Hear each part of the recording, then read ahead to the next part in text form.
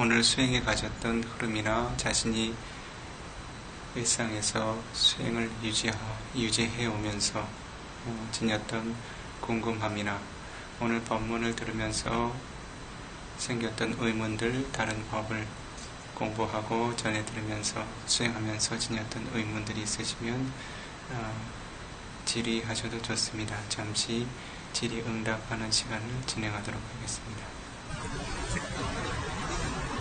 제가 말씀드리겠습니다. 호두마을 다녀와서 네. 집에서 어느 정도를 유지를 하고 있고요. 네. 15일 날은 이제 딸네 가족들이 온다고 해서 오랜만에 남편하고 같이 네. 마트를 갔는데 네.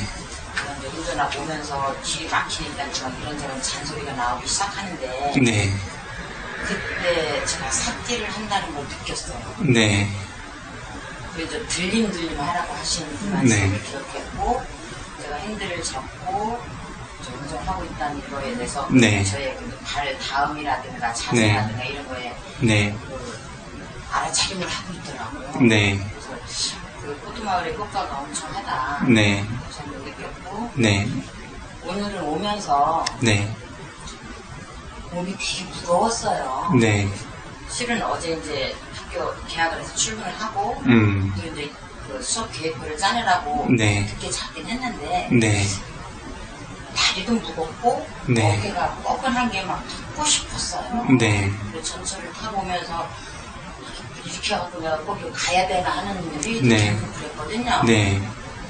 그런데 이제 와서 밑에 의자가 있어서 이 앞에 거기 잠깐 앉아서 생각한 게 수행을 하려면 수행하는 장소로 들어가는 게 맞다 하는 생각이 간절히 들었거든요. 그래서 오늘 출리를 말씀하실 때 그 파장이 엄청 컸어요. 제 가슴의 파장이. 그 실생활에서의 그 원하는 대로 수행이 되지 못하는 그런 아쉬움을 물론 이제 정진으로다가 한다고는 하지만 어떻게 잘 소화를 시켜야 내 마음에 갈등이 없어질까? 그게 궁금합니다. 우선은 그 삶하고 자신이 수행에 대한 그 바람이 그 충돌이 적으면 적을수록 좋습니다. 그래서 출리라고 하는 공덕은 자신이 공간적인 그러한 그 영역을 떠나가서 경험할 수 있는 출리의 공덕이 있고요. 자신의 마음의 차원에서 생겨날 수 있는 출리의 공덕이 있습니다. 그래서 출리라고 하는 공덕과 감각적인 욕망을 떠나는 공덕과 유사한 의미를 지니는 것이 그 위외가라고 하는 공덕이에요. 위외가라고 하는 것은 마음이 어떤 거친 그 자신이 거친 대상과 어떤 그 동요로부터 멀리 떨어져서 고요하게 홀로 머무는 공덕을 의미합니다. 그런데 이와 같은 그 출리의 공덕 혹은 이제 은둔의 공덕이라고 하는데요. 홀로 머문다는 것이죠. 그와 같은 공덕은 두 가지 유형으로 개발이 됩니다. 첫 번째는 실제로 자신의 몸이 멀리 환경적인 측면에서 떠나가는 것, 그것을 까야 위베가라고 부릅니다. 실제 몸이라고 하는 것이 은둔을 경험하는 거죠. 예를 들면 호두마을이라고 하는 수행처, 다른 선방 수행처로 자신의 몸이 실제로 원잡한 환경에서 떠나감으로써 거둘 수 있는 그런 고요한 환경을 의미하게 됩니다. 그것이 한 가지 출리의 공덕이 될 수 있습니다. 그러나 우리가 일상의 삶을 살아가게 될 때 항상 그러한 공덕을 기대할 수만은 없죠. 그렇죠? 항상 일상의 대상들과 함께 해야 하는데 그러한 때는 마음의 차원에서 출리의 공덕이 생겨날 수 있도록 거듭거듭 훈련을 하셔야 합니다. 조금 전에 말씀하셨던 것처럼 자신이 일상의 분주한 삶의 대상을 취하고 있지만 자신이 그것을 자아라고 하는 틀 안에서 분주함으로 받아들이지 않고 법의 현상으로 관찰하고 자각하며 머무를 수 있는 훈련이 된다면 여러분들은 어느 장소에서거나 어느 환경에서나 떠나갈 수 있습니다. 즉 자신의 마음이 은둔을 경험할 수 있다는 것이요. 예, 그래서 자신이 실제로 출가의 공덕을 쌓거나 혹은 수행자로서 어떤 그 삶과 구분된 시간을 가질 수 있는 충분한 여유가 없다 하더라도 자신의 마음이 늘 깨어서 자각되어서 자신의 몸과 마음의 현상에 혹은 삼매를 이룰 수 있는 수행의 주제의 표상에 잘 머무를 수 있다면 그 순간들마다 여러분들에게는 출리의 공덕이 생겨나고 은둔의 공덕이 생겨나는 것입니다. 그 같은 공덕을 찌따 위웨가라고 부릅니다. 마음이 은둔을 경험하게 된다는 것이요. 일부 수행자들에게도 이야기를 했고, 그리고 특히 이제 그 미얀마에서 수행자들을 지도하거나 설법을 할 기회가 있으면 종종 그런 이야기를 합니다. 어느 나라를 가나 일상이 분주한 것은 마찬가지입니다. 가난하면 가난한 대로, 잘 살면 잘 사는 대로 자신들의 일상의 분주함들이 있습니다. 특히 국제적으로 많은 수행자들이 모이는 수행처에 가게 되면 많은 수행자들을 만나게 됩니다. 때때로는 그들에게 그 수행의 지침을 안내해야 하는 그런 기회들도 생깁니다. 그러한 때 그들이 지니고 있는 공통적인 문제가 무엇입니까? 바빠서 수행을 못하는 것이죠. 그렇죠? 수행할 시간이 없다는 것이죠. 예. 실제로 그 미얀마인들에게 그와 같은 이제 문제들을 미얀마인들이 상의해 오게 될 때 이 비구가 때때로 권고하는 그런 말이 있습니다. 그들은 이제 부처님의 그 언어와 가까운 그런 그 이제 언어 체계를, 이제 부처님 빨리 원음과 가까운 언어 체계를 지니고 있습니다. 그래서 자신들도 잘 알지 못하지만 부처님의 그 원음의 가르침을 자신들의 일상용어로 그 사용하는 경우가 많아요. 실제로 우리들이 그 수행을 한다, 수행을 경험한다, 개발한다라고 하는 영역에서 부처님께서 사용하신 언어는 마와나입니다. 마와나. 그것은 부라고 하는 어근에서 와요. 부라고 하는 어근이 마와가 되고 그것이 마와나라고 하는 언어로 정착이 됩니다. 마와나라고 하는 것은 무엇을 의미하는가 하냐면 이전에는 생겨나지 않았던 선업의 공덕들을 거듭거듭 생겨나게 만든다는 것을 의미합니다. 그래서 부라고 하는 어근 자체가 생겨남, 생성됨이라는 의미를 지니고 있습니다. 그래서 이전에 자신이 갖지 못했던 선업의 공덕들이 거듭거듭 생겨나도록 이끌어주는 것이 바로 수행이라고 하는 공덕의 의미입니다. 그렇다면 우리의 삶이라고 하는 것은 어떤 의미를 지니고 있나요? 삶은 마와라고 부릅니다. 몇 번 언급한 적이 있을 거예요. 업의 흐름에서 삶의 흐름에 관한 영역을 이야기할 때 몇 번 언급을 했습니다.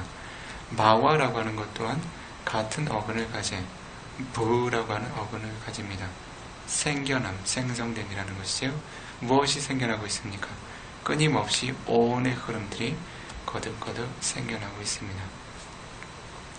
그래서 실제로 우리들이 수행을 한다라고 하는 것, 수행을 하는 주체는 무엇입니까? 바로 고온이죠. 그렇죠? 여러분들이 지닌 물질, 그리고 여러분들이 지닌 인식, 느낌, 지각, 마음의 형성력을 동원해서 수행을 합니다. 그렇죠? 여러분들이 수행을 할 때 예를 들면 아나파나사티 호흡을 수행한다면 어떤 영역을 수행의 주제로 삼습니까? 윗입술과 코끝이라고 하는 푸사나라고 하는 접촉, 그렇죠? 다시 이야기하면 까야파사다라고 하는 몸의 접촉을 할 수 있는 감각 기반을 조건으로 해서 무엇을 인식합니까? 호흡을 인식하죠. 그렇죠? 자, 무엇으로 수행을 합니까? 물질과 것을 자각하는 마음으로 수행을 하죠. 그렇죠? 수행의 주체가 되는 것 또한 무엇입니까? 온의 영역이죠. 그렇죠? 호흡이라고 하는 물질, 그와 같은 대상들이 또한 수행의 주제가 되죠. 때때로 여러분들의 마음의 흐름을 관하게 될 때 어떻습니까? 그와 같은 대상을 관하는 주체도 온이지만 관찰의 대상도 또한 어원이죠. 그렇죠? 그래서 수행을 하는 이는 무엇입니까? 수행을 하는 주체는 어원이죠. 수행의 대상 또한 어원이죠. 자, 그럼 다르게 이야기합니다. 여러분들이 삶을 살아가게 될 때 삶을 사는 구성성분은 무엇입니까? 누가 살아가고 있습니까? 바로 어원이 끊임없이 움직이고 있죠. 그렇죠? 삶이 경험하는 대상은 또한 무엇입니까? 여러분들이 보는 것, 듣는 것, 냄새 맡고, 먹고, 맛보는 것, 운전하고, 가고 오는 것 무엇입니까? 모두 물질과 정신현상들이죠. 그렇죠? 예. 삶을 살아가는 주체도 어원이고 삶의 대상도 어원이라는 것입니다. 그렇죠? 구성성분이 동일하다는 거예요. 예. 그런데 우리들은 한편은 수행이라고 한편은 삶이라고 구분을 해두죠. 그렇죠? 왜 그렇습니까? 자신의 수행이 아직은 어떤 형식과 틀을 벗어나지 못했다는 것이죠. 그렇죠? 그래서 그 쉬운 이야기로 그 미얀마인들에게는 한마디 이야기합니다. 이해합니다. 바와가 바와나가 되도록 노력하십시오. 바와라는 삶이 바와나 수행이 되도록 노력하십시오. 동일한 의미를 지니고 있어요. 그렇죠? 그래서 여러분들이 출리의 공덕이라고 하는 것은 실제로 여러분들이 이번 생애에만 내가 경험하고 닦아야 하는 공덕이 아니라 과거의 생애들 동안 여러분들이 끊임없는 그런 그 생애들 동안 많은 생애들 동안 닦아왔던 공덕들입니다. 그와 같은 출리 공덕의 이익으로 여러분들이 지금처럼 바른 법을 만나게 될 수 있는 과거를 경험하게 됩니다. 그래서 여러분들은 이 경험했던 과거의 생애들, 여러분들은 때때로 출가의 삶을 살면서 혹은 다른 수행자의 삶을 살면서 많은 출리의 공덕을 쌓아왔습니다. 그러나 그것이 모든 생애에 보장되진 않아요. 그렇다고 자신이 이와 같은 출가자의 삶이라든지 수행자의 어떤 그 정형화된 삶의 유형을 지니지 못한다고 해서 자신의 어떤 수행의 공덕이나 다른 바람일의 공덕에 한계가 생겨나야 하는가 하냐면 그렇지 않다는 거죠. 자신이 때때로는 이와 같이 삶을 잠시 벗어날 필요가 있습니다. 그래서 자신이 이전에 경험하지 못했던 그 수행의 주제들에 대해서 진지하게 공부하고 훈련할 기회가 필요합니다. 그리고 나서 여러분들은 다시 삶으로 가서 그와 같은 마와나 수행이 마와라고 하는 영역과 일치가 될 수 있도록 계속 훈련을 해 나가셔야 됩니다. 그렇게 될 때 여러분들이 운전하기 위해서 앉은 장소가 바로 여러분들의 수행처가 됩니다. 그리고 여러분들이 한 공간으로 이동하기 위해서 걷고 있는 그러한 길이 여러분들에게는 경행대가 됩니다. 그래서 여러분들이 머무는 어떠한 장소에서건 여러분들이 마음을 수행이라고 하는 그런 그 자세로서 여러분들이 경험하는 외부의 삶의 대상들을 수행의 주제로서 마주할 수 있는 마음의 자세가 되어 있고 훈련이 되어 있다면 여러분들의 출리의 공덕은 순간순간 어느 공간에서든 여러분들이 일궈낼 수가 있습니다. 그래서 물리적인 출리의 공덕과 내면의 출리의 공덕들을 균형을 이루어 가실 수 있도록요. 여러분들이 떠날 수 있을 때는 과감하게 떠나십시오. 그리고 하루 중에서도 여러분들이 과감하게 자신의 출리의 공덕을 좀 찾아가실 필요가 있어요. 예를 들면 다른 이들보다 한두 시간 일찍 일어나서 맑게 정신을 일깨워서 뭐 예불을 하고 잠시 고요하게 좌정하는 시간을 갖는다든지 수행자들이 오면 이 비구가 대부분 4가지 자세에서 모두 수행을 훈련을 시킵니다. 이제 입선하고 와선을 다 시켜요. 그렇게 해서 어느 자세에서건 능숙하게 수행의 주제를 지닐 수 있도록 훈련을 시킵니다. 시간적인 여유가 있다면 충분히 훈련을 시켜요. 그렇지 않더라도 가고 서고 앉고 눕는 4가지 자세를 모두 훈련시킵니다. 일주일 계시는 동안 훈련 받으셨죠? 밖으로 돌아갔을 때 어떤 자세에 있었든지 자신이 초단위라도 자신이 홀로 머물 수 있는 시간을 지닌다면 바로 수행의 주제를 능숙하게 전향할 수 있는 그런 그 힘을 가질 수 있도록. 그렇죠? 그때도 말씀드렸죠. 내가 길을 건너기 위해서 잠깐 신호를 기다리는 동안 그 시간이 여러분들에게 은둔의 시간입니다. 그렇죠? 여러분들이 홀로 있을 수 있는 시간입니다. 잠시 눈을 감고 자신의 내면에 마음을 기울여 10초건, 20초건, 30초건 여러분들이 훈련해온 그런 능숙함에 따라서 그 그 시간 안에도 여러분들은 매우 강한 삼매와 통찰을 개발할 수 있습니다. 예, 여러분들이 버스를 기다리거나 지하철을 기다릴 때, 버스에 앉아서 지하철에 앉아서 잠시 이동할 때, 엘리베이터 버튼을 눌러두고 잠시 이동할 때, 엘리베이터가 움직일 때, 여러분들 할 일 없잖아요. 엘리베이터가 할 일이 있지. 잠시 눈을 감고 출리의 공덕을 경험하는 것입니다. 이렇게 여러분들이 출리의 공덕을 찾아가지 않으면, 출리의 공덕은 여러분들에게 스스로 오진 않아요. 예, 그래서 여러분들의 삶 안에서 내가 찾을 수 있는 것 같은 어떤 바람일의 공덕을 성실하게 찾아가셔야 됩니다. 우리의 삶은 한정되어 있잖아요. 그렇죠? 예, 지금 인간들이 지닌 수명은 길지 않습니다. 기껏해야 70년, 80년이. 예전처럼 인간의 공적이 구독했던 것처럼 천년만년 살지 않습니다. 얼만큼 이와 같은 삶의 영역에서 내가 제가의 삶을 살고 있다면 제가의 삶에 맞는 생계에 대한 책임이 있습니다. 그렇죠? 그것을 모두 포기할 수는 없어요. 출가자에게는 출가자에게 맞는 생계의 의무가 있듯이, 그렇죠? 탁발을 하고 그리고 계행을 정정하게 지니면서 자신의 생계를 유지해야 하는 것처럼 제가자들에게도 제가자들의 삶에 맞는 생계의 유형이 있습니다. 그것이 불선업의 길이 아니라면 여러분들은 성실하게 이행해야 할 의무가 있습니다. 그것이 여러분들의 삶에 대해서 지닌 의무입니다. 그와 같은 의무들이 진정 의무 차원에서 끝나지 않도록 여러분들의 삶이 수행과 계에서 함께 동일한 가치를 지녀갈 수 있도록 영역을 계속 확장해 나가실 필요가 있어요. 그래서 여러분들은 부처님께서 말씀하신 것처럼 어떻습니까? 먹을 때도, 마실 때도, 대변을 볼 때도, 소변을 볼 때도, 옷을 입고 벗을 때도, 삼파사나 까리 호티, 늘 사띠와 분명한 암과 함께, 몸과 마음의 움직임과 함께 머무르며, 수행의 주제와 함께 머무르며 지내야 합니다. 예. 그렇게 해서 자신이 그와 같은 출리의 공덕을 이렇게 성실하게 쌓아나가다 보면 언젠가는 정말 뭐라고 하나요? 과감하게 떠날 수 있는 시기가 옵니다. 그때는 가볍게 떠날 수가 있어요. 그래서 늘 자신에게 아직 오지 않은 조건에 대한 목마름으로 시간을 허비하는 것보다 지금 찾을 수 있는 출리의 공덕들을 성실하게 찾아가실 수 있도록. 포트마을 다녀오고 달라진 것 중에 여러 가지가 많이 있는데 불면증이 없어졌어요. 네. 그래서 와서는 개념으로 믿거든요. 네. 근데 진짜 불면증이 없어졌어요. 네. 그리고 한 가지 더 궁금한 거 한 가지만 더 말씀드리겠는데요. 예전에 제가 음악을 엄청 많이 깔아놨어요, 제 폰에. 네. 근데 전부 다 가슴 절절한 그런 노래들이거든요. 네.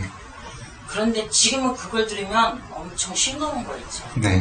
그리고 요새는 자비송에 빠져 있어요. 네. 혹시 카페 보셨나요? 네. 네. 그래서 이제 그걸 이제 한 줄 한 줄 빨려도 줄 겸 이제 뭘 이렇게 하는데 아까도 방금 전에 좌선할 때 네. 두칸 니두칸 그거 있잖아요. 네. 그 노래가 계속 머릿속에서 맴돌고 있고 오면서 전철에서도 삽질을 하려고 생각을 하는데도 네. 속으로는 노래를 하고 있어요. 네. 그거 어떻게 봐야 되나요? 어쨌든 마음이 선업의 법적으로 흐르고 있는 것은 좋은 흐름인데요. 수행의 주제를 지닐 때에는 그것을 이렇게 관심 갖지 않고 무시해 두시는 것이 좋습니다. 네. 어쨌든 마음은 좋은 대상이건 좋지 않은 대상이건 이익이 있는 대상이건 이익이 있지 않은 대상이건 그 집착하는 것이 그 마음의 오랜 습성이에요. 그래서 자신이 이전에 알지 못했던 그런 법의 기품들을 맞이하게 될 때 자신도 모르는 그런 집착들이 생겨납니다. 그런 것이 사악처로 이끌고 갈 만한 그런 큰 감각적인 욕망에 대한 집착은 아니더라도 여러분들이 고요하게 삼매와 통찰을 개발하는 시기에는 장애가 될 수 있습니다. 그래서 그러한 대상들은 자신의 마음에 활력을 일으키고 환희심을 일으키고 신심을 일으키기 위한 목적으로는 이렇게 마음에 떠올려서 새길 수 있습니다. 고요하게 수행의 주제를 지닐 때에는 그와 같은 대상들을 무관심하게 두시고 수행의 주제에 마음을 모아가실 수 있도록요. 무관심하게 둔다는 걸 좀 더 구체적으로 설명해 주신다면? 그 대상에 대해서 관심을 갖지 않도록 그것도 하나의 대상으로 관하실 수 있도록요. 마음이 동요되지 않도록 실제로 귀로 듣는 소리는 아니지만 마음이 과거에 자신이 형성했던 업력들을 마음으로 일으켜서 마음이 듣고 있는 거죠. 그와 같은 현상을 단지 대상으로 마음의 현상으로 마음으로 듣는 소리의 현상으로 자각하고 그것이 좋다 싫다는 반응이 생겨나지 않도록 그렇게 해서 자각해서 균형을 이루시는 것이 좋습니다. 다른 질문 있으시죠? 저는 머릿속에서 소리가 울리는 인형을 네. 수행할 때 네. 관찰하는 호흡 대상하고 생각하고 소리하고 생각을 명기거든요. 네. 그래서 어떤 그 소리에만 이렇게 소리만 계속 집중 관찰하는 건 어떤가 그런 때가 있어요. 그것도 가능합니다. 근데 이명이라고 하는 것은 이 비쿠가 알기로는 그 물리적인 요인도 있고 정신적인 요인도 있어요. 그런데 그것이 실제로 물리적인 현상이라면 그 대상으로 삼는 것이 어느 정도는 괜찮습니다. 정신적인 현상으로 드러나는 것이라면 그것을 이제 지속적인 수행의 주제로 삼는 것은 좀 불안정해요. 그래서 가능하면 실제로 어떤 그 직접적인 그 물질의 진동과 함께해서 자신의 감각 기반이 그것을 받아들이고 형성시키는 그런 마음의 흐름이라면 그 수행의 주제로 좀 안정적으로 개발해 나갈 수가 있습니다. 그렇지 않은 상황이라면 그것을 그 주의를 기울이지 않으시는 것이 좋아요. 왜냐하면 그것에 이제 관심 갖기 시작할 때 그것이 더 자극이 돼서 증폭될 수도 있습니다. 그래서 수행을 할 때 조금 주의를 기울이실 필요가 있어요. 예를 들어서 수행을 한다고 해서 수행자들이 수행의 주제를 지닌다고 해서 모두 이제 뭐랄까 좋은 어떤 자질들이 개발된다고 보장하기가 어렵습니다. 자신이 수행의 주제를 잘못 적용하기 시작하면 사마디가 생겨나긴 하는데 미차 사마디가 생겨요. 그럴 땐 약간 길에서 벗어난 사마디가 생겨납니다. 그때가 되면 뭔가 마음이 균형을 일으키기 시작해요. 그래서 그와 같은 이제 불균형에 마음을 계속 쏟다 보면 그런 불균형들이 커져서 나중에는 통제하기가 어려워집니다. 그래서 실제로 자신이 수행의 주제로 삼을 만한 대상인지 그렇지 않은지는 부처님의 가르침을 근간으로 해서 기준을 삼으시는 것이 좋습니다. 이렇게 해서 자신이 안정적으로 그 장애와 어떤 그런 이제 그릇된 삼매라든지 다른 그 큰 장애 요소들이 생겨나지 않도록 이렇게 지녀가시고 이명 같은 것들은 자신이 지닌 일종의 제한된 업력인데 그것은 그냥 과보의 현상으로 그냥 주의 기울이지 않고 두시는 것이 좋을 것 같습니다. 왜냐하면 그것에 삼매가 형성이 되게 될 때 그것이 이제 자신의 어떤 그 대상으로부터는 순수한 반응이라면 그 대상에 대한 반응이 점점 줄어듭니다. 그런데 그것이 어떤 마음의 차원에서 생겨나는 것이라면 그 마음을 더 자극시킬 수도 있어요. 그렇게 되면 그것이 미차사마디가 됩니다. 그 현상이 이제 증폭된다는 거죠. 그래서 그 대상을 한 가지 마주할 때 마음이 지니는 첫 번째 지니는 그 기능은 그 아와사나라고 하는 기능이에요. 대상의 마음을 이제 전향시켜주는 기능입니다. 그것을 이제 경장의 영어로는 마나시카라라고 부릅니다. 마음의 이제 주의를 전향하는 거예요.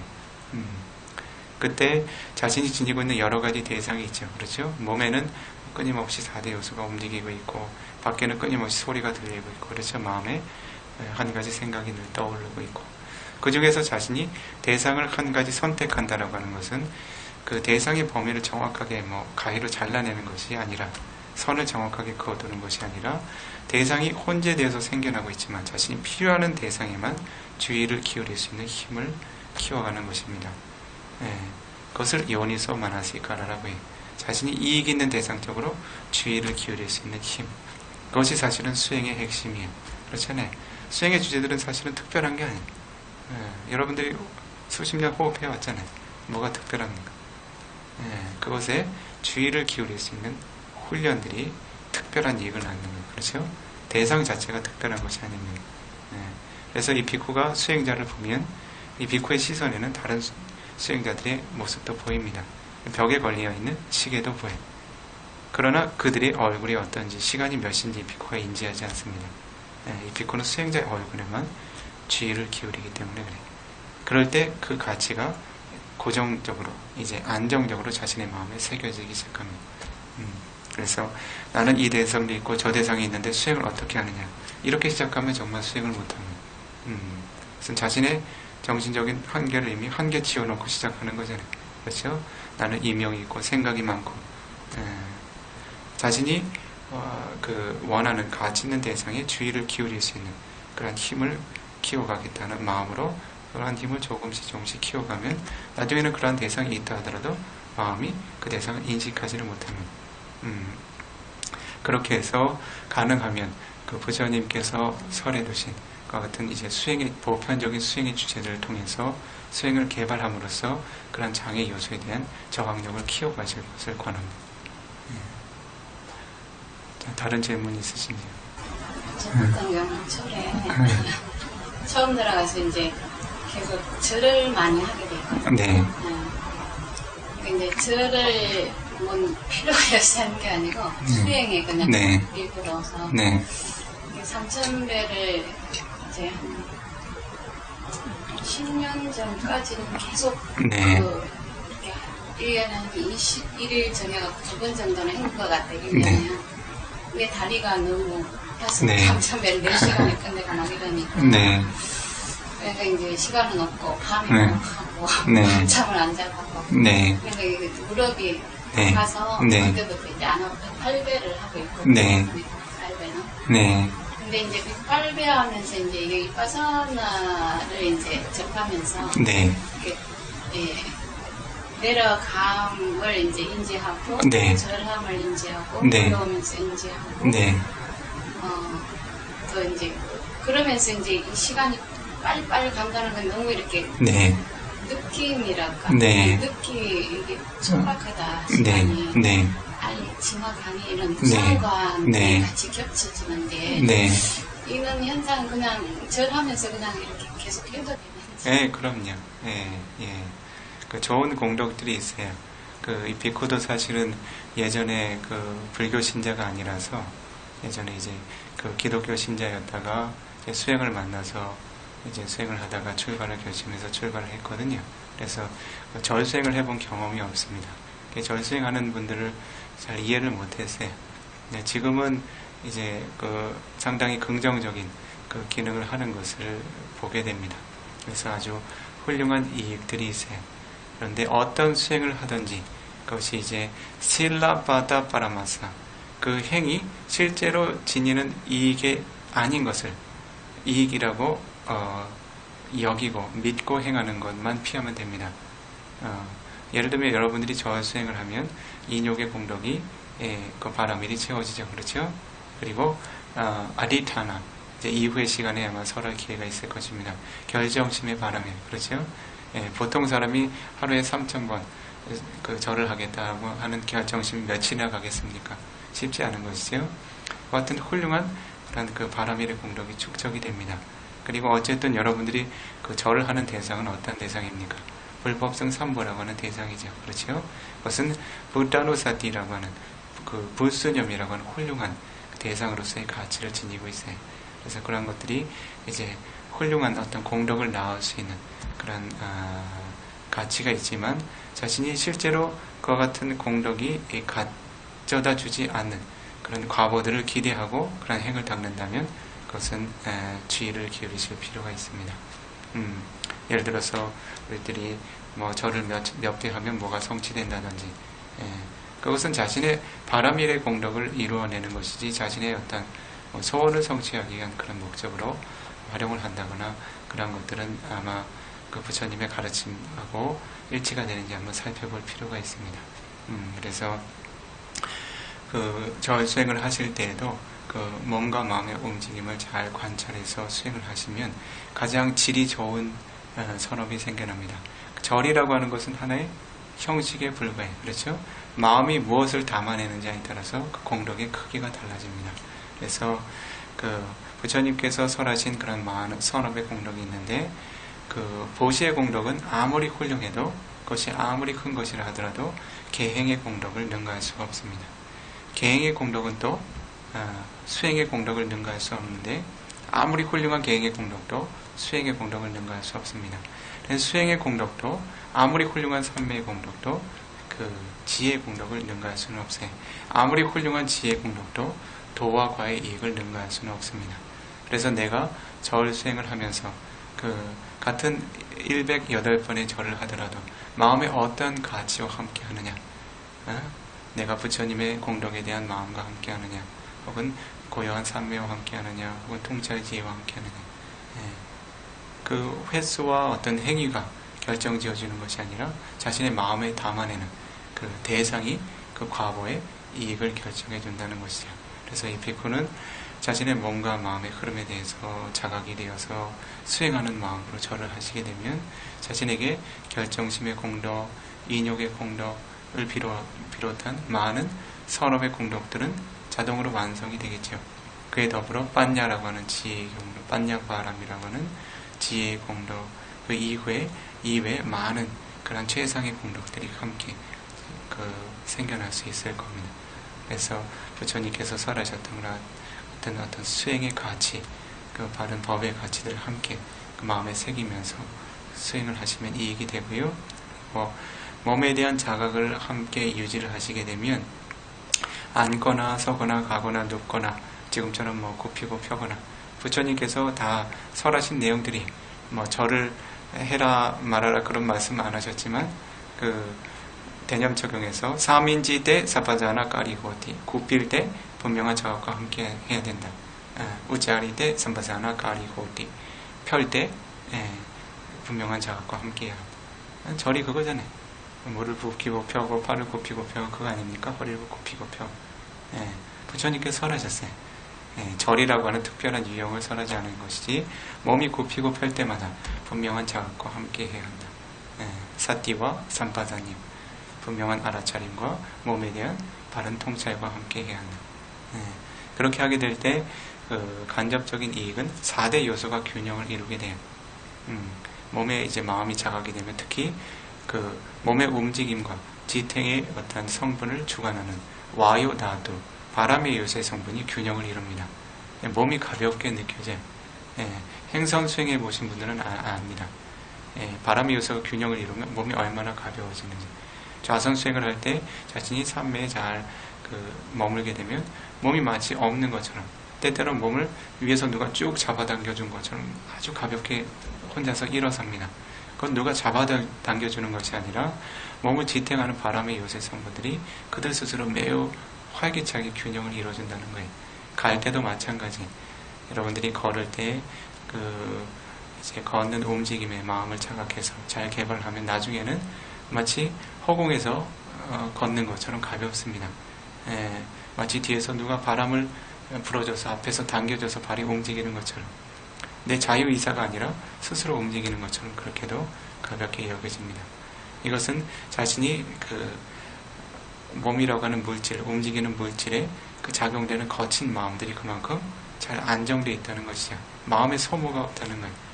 예를 들어서 우리들이 팔을 한번 굽히기 위해서는 수없는 마음이 작용합니다. 내가 한번 팔을 굽히겠다는 마음 하나로 이런 움직임이 일어나지 않아요. 모든 순간순간마다 새로운 바람의 요소를 일으켜 순간순간의 움직임을 일궈내는 것입니다.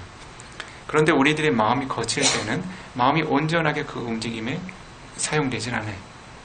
이해하시죠? 많은 대상들을 끊임없이 흩어집니다. 아주 거친 마음을 일으켜야 그 중에 일부가 이 몸을 움직이는 데 활용이 돼요. 이해하시죠? 마음이 효율적으로 사용되지 않는다는 겁니다. 그런데 마음이 고요하게 안정이 되면 매우 섬세한 마음으로도 이 4대 요소가 아주 강력하게 균형을 이루고 기능을 하게 됩니다. 그래서 마치 스스로 움직이는 것처럼 스스로 지탱이 되는 것처럼 그렇게 가볍고 활기차게 지탱이 되죠. 그래서 까야 가타 사티라고 합니다. 몸이 가건 오건 앉건 눕건 굽히건 펴건 그 몸의 움직임에 내면의 마음이 자각되어서 머물게 되면 자신의 몸의 움직임을 그런 담당하는 물질들이 자신의 마음의 삼매와 고요함으로 인해서 매우 효율적으로 균형 있게 움직이기 시작합니다. 몸도 가볍고 활기차지죠.